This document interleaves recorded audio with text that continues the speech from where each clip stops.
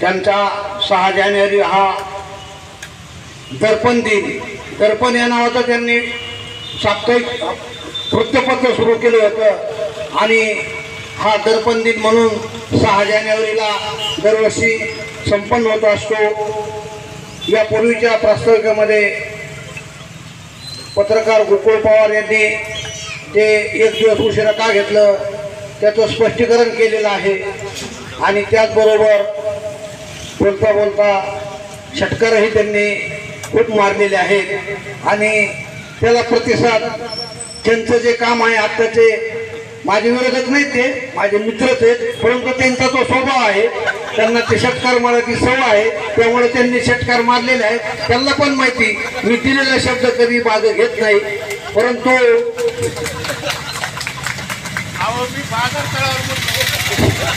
आणि या निमित्तानं एवढं सांगू इच्छितो की मागच्या 2 वर्षापूर्वी ज्यावेळी याच व्यासपीठावरून मी शब्द दिला होता की पत्रकार संघाच्या कार्यालयासाठी या शिरूर शहरामध्ये जागा तुम्हाला उपलब्ध करून दिली जाईल, परंतु त्यानंतर पत्रकारांच्या व्यापात आणि माझ्या व्यापात दोघांचा समन्वय झालाच नाही.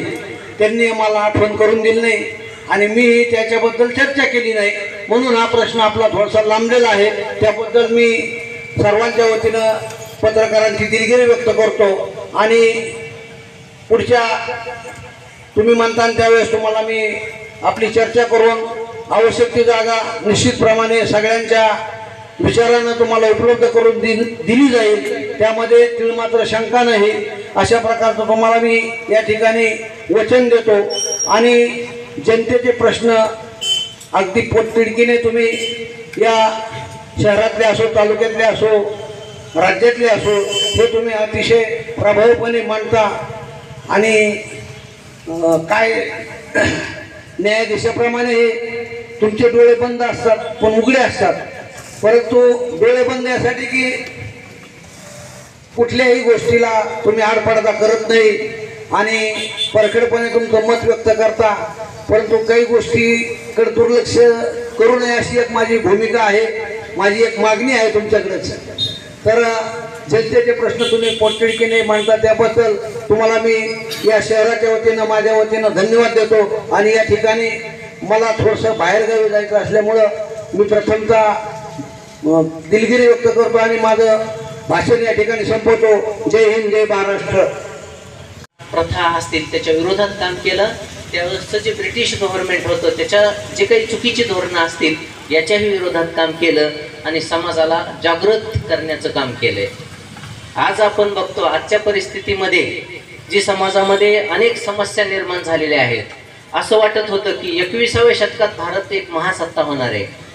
म्हणजे आपण स्वातंत्र्य मिळाल्यानंतर ज्याला आपण म्हणतो की अणुयुगात प्रवेश केला, अवकाश युगात प्रवेश केला, इलेक्ट्रॉनिक युगात प्रवेश केला, संगणक युगात प्रवेश केला, जैवतंत्रज्ञान युगात प्रवेश केला आणि नॅनो टेक्नॉलॉजीमध्ये प्रवेश केला. म्हणजे आपण प्रत्येक 10 वर्षाला वैज्ञानिक दृष्टिकोनातून भारतामध्ये एक नाव दिलेलं आहे आणि असं वाटत होतं की 21व्या शतकात भारत एक महासत्ता होईल. जात, धर्म, पंथ, भाषा यावरून असणारे भेद आपल्याला कुठेही दिसणार नाहीत. परंतु दुर्दैवाने मोबाईल सारखी टेक्नॉलॉजी येऊन सुद्धा आपण पुन्हा रिव्हर्स घेर मारलेला आहे आणि आपण पुन्हा जात, धर्म, वंश, पंथ, परंपरा याच्यामध्ये समाजामध्ये गटतट निर्माण केलेले आहेत. आजही आपण बघा वैयक्तिक पातळीवर जर इथं आपण बसलो तर अनेक जण एकमेकाचे फार मित्र आहेत. अगदी आपण एखाद्या हॉटेलमध्ये नाश्ता एकत्र करतो, जेवण एकत्र करतो, चहा एकत्र पितो, परंतु स्वतःचा जवळ जो मोबाईल आहे त्याच्यामध्ये आपापल्या जातीचा एक व्हॉट्सअप ग्रुप आहे आणि त्याच्यामध्ये समोर बसलेल्या जातीच्या व्यक्तीच्या विरोधात आपण कॉमेंट करत असतो. म्हणजे एक 20-25 वर्षापूर्वी आपण ज्या महाविद्यालयामध्ये, शाळेमध्ये एका ताटात एकमेकाच्या घरी जाऊन जगलो, जेवण केलं, एकमेकाच्या आईवडिलांच्या पाया पडलो, ह्याच जातीचे लोक आज एकमेकाच्या विरोधात कॉमेंट करतायत. हे चित्र कुठंतरी बदललं पाहिजे. इतर समस्या तर प्रचंड आहेत. रस्त्याची समस्या असेल, कचऱ्याची समस्या असेल, पाणी पुरवठ्याची समस्या असेल, लाईट कितीदा जाते त्याची समस्या असेल, समस्या प्रचंड आहेत. त्याच्या पाठीमागं कारणं सुद्धा खूप असतात. मी पत्रकार बंधूंना आवाहन करेल की ज्या पद्धतीने स्वातंत्र्यपूर्व काळामध्ये जे आपल्या महाराष्ट्रामध्ये पत्रकार होऊन गेले, त्यांनी ज्या पद्धतीने प्रत्येक समस्येच्या मुळाशी जाऊन जनतेला जागृत करण्याचं काम केलं, त्याच पद्धतीने आपण जनतेला सुद्धा जागृत करावं असं मी आपल्याला आवाहन करतो. राहिला प्रश्न की आज आपण बघतो की जगामध्ये कुणी कुणासाठी फुकट काही करत नाही. आपल्या घरात सुद्धा बघा, लेकरांनी सुद्धा एखादं काम ऐकायचं वाटत असेल तर त्याला काहीतरी चॉकलेट बिस्किट द्यावं लागतं, मग तो काम करतो. अशा पद्धतीचं गिव्ह अँड टेक रिलेशनशिपच्या पद्धतीतून काम चालतं. मग आपल्याला जर प्रत्येक क्षेत्र उत्कृष्ट पाहिजे असेल तर त्याच पद्धतीने विचार केलेला पाहिजे. आज भारतामध्ये दारिद्र्य रेषेखालील लोकसंख्या 27% आणि केंद्र शासन असू द्या, राज्य शासन असू द्या, अनेक योजनांच्या माध्यमातून दारिद्र्य रेषेतील लोकांसाठी योजना काढल्या. परंतु ह्या योजनांचे लाभार्थी जर आपण चेक करत गेलो तर लाभार्थी मात्र 60-70% आहेत. म्हणजे जे दारिद्र्य रेषेखालील लोक नाहीत, चांगले घर आहेत, चांगली आर्थिक स्थिती, हे सुद्धा त्याचा लाभ घेतात. याच्यामुळं काय होतं, शासनाचा मोठा निधी हा अखर्चित होतो, विकासबाह्य कामामध्ये जातो आणि त्यामुळं रस्त्याची धूळ ही दररोज अशीच दिसणार आहे. मग रस्ता असेल, पाणी पुरवठा असेल, शिक्षण असेल, आरोग्य असेल, या ठिकाणी तो वापरता येत नाही. आणि याच्याशिवाय जे लोक सार्वजनिक क्षेत्रामध्ये काम करतात, मग त्याच्यामध्ये तुम्ही नगर अध्यक्ष असू द्या, नगरसेवक असू द्या, सरपंच, सभापती, जिल्हा परिषद, पंचायत समिती मेंबर असतील, पत्रकार असतील, अंगणवाडी ताई, आशा कार्यकर्ते, की अतिशय कमी मानधनावर काम करतात. मग जर आपण या पद्धतीने विचार केला की या सगळ्या योजना जर फक्त दारिद्र्य रेषेखालील लोकांसाठी आपण सीमित केल्या तर शासनाकडे इतकं बजेट शिल्लक राहू शकतं की प्रत्येक लोकप्रतिनिधीचे सुद्धा पगार वाढू शकतात, मानधन वाढू शकतात, विविध प्रकारच्या विकास कामांना निधी उपलब्ध होऊ शकतो. आणि पत्रकार आज बघा तुम्ही की समजा समाजासाठी कार्य करायचे, वेळ द्यायचा आहे, बातम्या संकलित करायच्यात, लिहायचंय, तर ते सुद्धा या राष्ट्रीय कार्यासाठी, समाजासाठी वेळ देतात. तर त्यांना सुद्धा 10,000 रुपये महिना हा सहज उपलब्ध शासनाकडून होऊ शकतो. असा द्यायचा म्हणून तसा न देण्यापेक्षा समजा जिल्हा माहिती अधिकारी कार्यालयाच्या वतीने जर एखादी चाचणी घेतली आणि त्याच्यातून सर्व पत्रकारांची एक काठिण्य पातळीवर आधारित परीक्षा घेतली, त्यांना काही स्टँडर्ड्सवर निवड केली आणि त्यांना जर संविधानिक पद्धतीने पत्रकारितेमध्ये स्थान दिलं तर निश्चितपणे त्यांना 10,000 रुपये महिना सुद्धा दिला जाऊ शकतो.